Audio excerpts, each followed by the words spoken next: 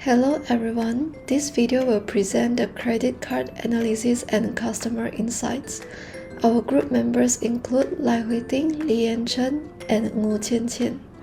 Every day, thousands of customers swipe their credit cards for paying bills, buying groceries, filling their cars, or even booking a holiday trip. Each transaction may seem small, but together they form a massive stream of data that reflects not only spending habits, but also the financial health of an entire customer base. Behind these numbers lies a bigger question: where does the revenue truly come from, and how do different types of customers contribute to it? Now, my group member and I would like to share our analysis of credit card revenue and customer insights.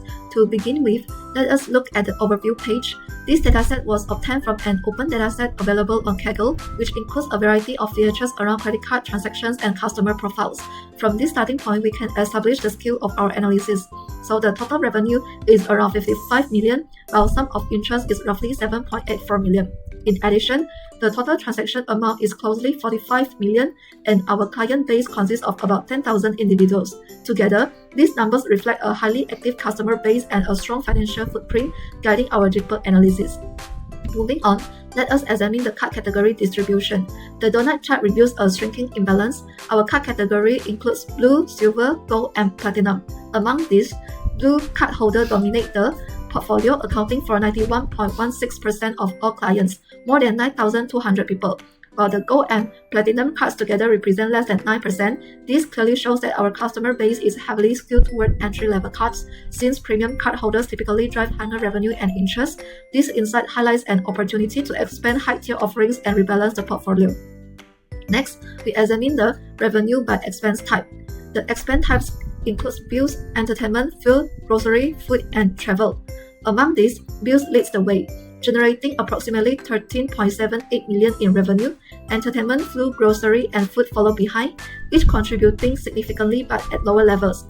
At the other end of the spectrum, travel ranks lowest, with revenue of about 5.86 million. This distribution clearly indicates that the customer rely on credit card primarily for essential payments such as bills and groceries, rather than discretionary or luxury spending like travel. Therefore, businesses can leverage this insight by offering stronger incentives in high-frequency categories such as bills and grocery, aligning rewards with everyday customer behavior and maximizing engagement.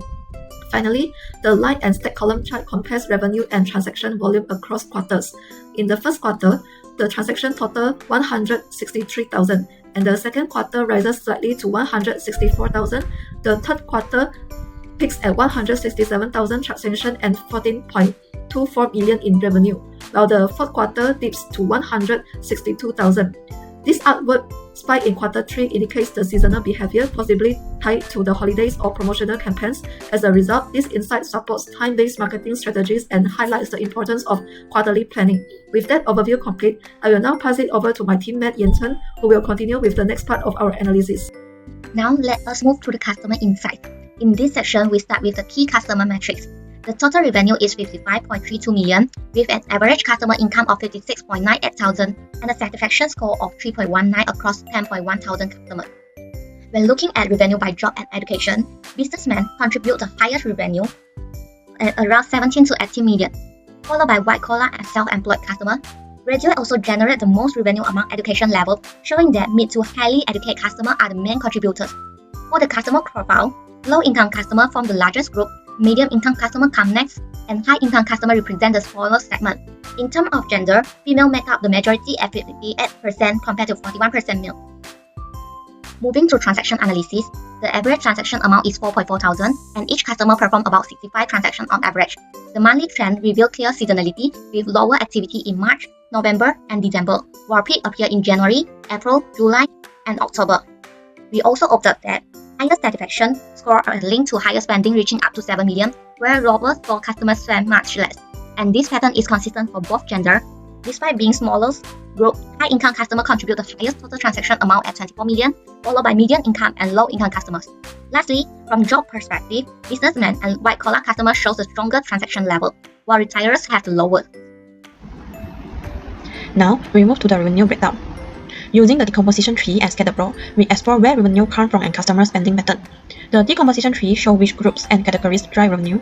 High-income customers, categories like fuel and meals and stats such as New and Tesla are top contributors. Digging deeper, high-income travelers stand out as key drivers of total transaction value.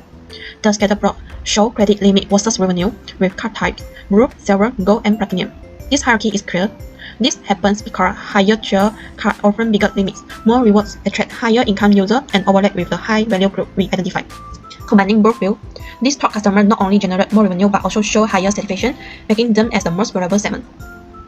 Overall, our analysis tells a complete story. Customer profiles show different transaction review behaviors, revenue breakdown identify key sources, and loan and asset insights explain action. Thank you for watching.